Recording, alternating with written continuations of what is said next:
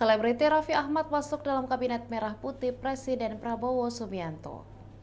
Raffi dilantik menjadi utusan khusus Presiden bidang pembinaan generasi muda dan pekerja seni di Istana Negara, Jakarta pada Selasa 22 Oktober hari ini. Ia tiba bersama sang istri Nagita Slavina dan ibunya Ami Konita. Tampak Raffi mengenakan setelan jas hitam dengan dasi biru, sementara Nagita Slavina mengenakan kebaya oranye. Ia mengaku sudah mendapat arahan khusus dari Presiden Prabowo. Namun diskusi lebih lanjut akan dilanjutkan dan dilakukan setelah pelantikan hari ini. Ketika dilantik, Raffi Ahmad berdiri di belakang Luhut Binsar Panjaitan yang juga dilantik pada hari ini. Ia berdiri tegap menghadap ke depan. Bahkan saat proses pelantikan, nama Raffi Ahmad disebutkan diikuti gelar Dr. Honoris Causa dari University Institute of Professional Management atau UIPM di Thailand. Pemberian gelar ini sempat menjadi perbincangan hangat karena UIPM disebut belum memiliki izin operasional di Indonesia. Diketahui ada sejumlah tokoh yang dilantik menjadi kepala badan oleh Presiden Prabowo. Di antaranya untuk posisi Ketua Mahkamah Agung, utusan khusus Presiden, penasehat khusus Presiden, staf khusus Presiden. Kemudian Badan Penyelenggara Haji, Badan Pengelola Investasi Daya Anagata Nusantara, Badan Percepatan Pengentasan Kemiskinan, ada pula Badan Penyelenggara Jaminan Produk Halal dan Badan Pengendalian Pembangunan dan Investasi Khusus. Kaisang Pangarep buka suara seusai banyak warganet yang mendoakan hal buruk kepada putrinya Bebingah Sang Tansahayu.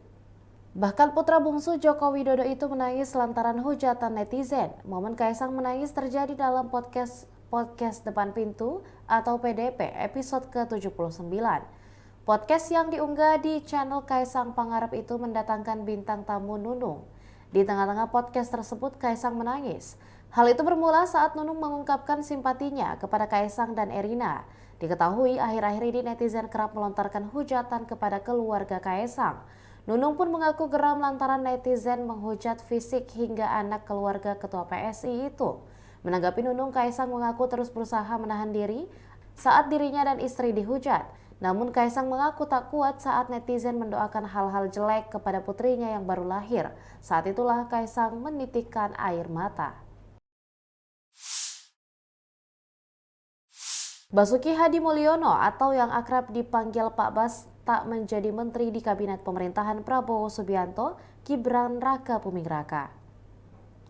Namun ia mengisyaratkan akan menjadi Kepala Otorita Ibu Kota Nusantara atau OIKN definitif. Hal ini diungkapkan Pak Bas di Jakarta Selatan, Senin 21 Oktober malam. Seperti diketahui, jabatan ini sebelumnya dipegang oleh Bambang Susantono. Basuki mengaku Presiden ke-7 Republik Indonesia Joko Widodo sendiri meminta pria berambut putih itu menjabat sebagai Kepala OIKN. Meski demikian, Kepres yang menjadikan Basuki sebagai Kepala OIKN definitif saat ini sedang diurus oleh Kementerian Sekretariat Negara atau Setnek. Dirinya meyakini IKN akan selesai dibangun pada tahun 2026 mendatang. Kalau ini saya bukan mendahului, ya, tapi menurut Pak Seknek, menurut Pak Jokowi, saya masih diminta di IKN. Oh, masih belum? Masih sebagai PLT kepala. Sekarang PLT-nya sudah berhenti. Oh, berarti definitif, Pak? Sudah definitif. Nah, sekarang lagi diurus oleh Bapak Seknek. Oh. Untuk, definitif. Ya. Kepala otorita IKN begitu Pak ya? Iya. Per kapan itu, Pak? Per kapan, Pak? Belum tahu. Presnya kan belum ada. Ya secepatnya lah. Tapi udah dibicarakan. Sedang diurus oleh Bapak Seknek, baik yang lama maupun yang baru. Artinya IKN optimis akan terus berlanjut Pak di era pemerintahan yang baru ini Pak ya? Pada saat saya dipanggil Pak Prabowo, beliau menyampaikan akan mempercepat. Kalau sekarang yang sudah dibangun itu adalah eksekutifnya. Dalam menurut beliau berapa tahun? 2 tahun nanti yudikatif dan legislatif harus dibangun. Selesai maksudnya Pak 2 tahun. Kalau untuk wakilnya, Pak? Gedung-gedungnya DPR, MPR, MK, kemudian yang lainnya yudikatif juga harus dibangun. Pak, kalau wakilnya Pak, Raja Julinya kan menjadi menteri Pak wakilnya. Lalu apakah akan belum tahu. Pak, itu target mulai dibangun atau target selesai bangun Pak? 2026 itu Pak. Selesai. Selesai bangun 2026 ya Pak ya? Selesai. Prabowo Subianto melantik penasehat khusus Presiden di Istana Negara pada hari Selasa 22 Oktober hari ini. Di antaranya adalah penasehat khusus Presiden bidang politik dan keamanan Wiranto, penasehat khusus Presiden bidang digitalisasi dan teknologi pemerintahan Luhut Binsar Panjaitan, penasehat khusus Presiden bidang pertahanan nasional Dudung Abdurrahman, penasehat khusus bidang ekonomi dan pembangunan nasional Bambang Permadi, penasehat khusus Presiden bidang energi Profesor Purnomo, penasehat khusus Presiden bidang haji Muhajir Effendi, penasehat khusus Presiden bidang kesehatan Profesor Dr. Terawan Agus. Mengingat dan seterusnya, memutuskan, menetapkan dan seterusnya. Ke-1, mengangkat penasihat khusus Presiden masing-masing 1. Jenderal TNI Purnawirawan Dr. Wiranto SH SIP MM sebagai penasihat khusus Presiden bidang politik dan keamanan. 2. Jenderal TNI Purnawirawan Luhut Binsar Panjaitan sebagai penasihat khusus Presiden bidang digitalisasi dan teknologi pemerintahan.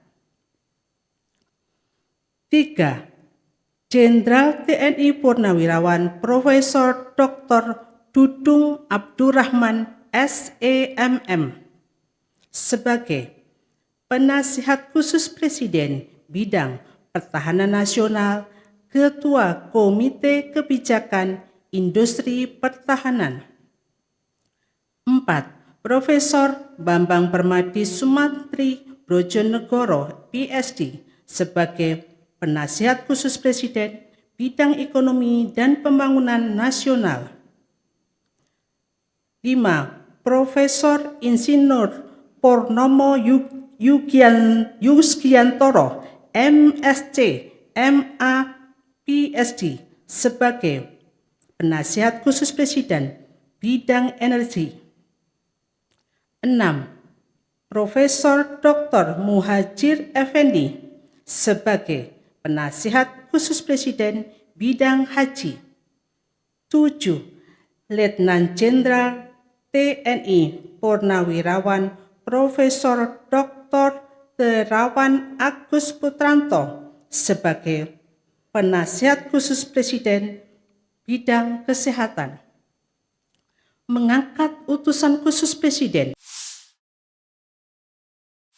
Gibran Raka Buming Raka langsung melakukan aktivitas sebagai wakil presiden seusai dilantik pada hari Minggu 20 Oktober 2024 kemarin.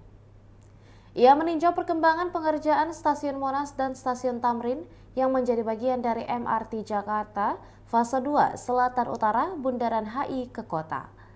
Peninjauan ini dilakukan seusai pelantikan Sekretaris Kabinet dan Wakil Menteri Kabinet Merah Putih di Istana Negara Jakarta, Senin 21 Oktober sore.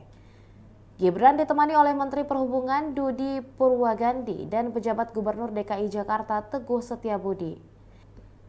Dikutip dari Kompas.com, Wapres dan rombongan lantas berjalan menyusuri terowongan.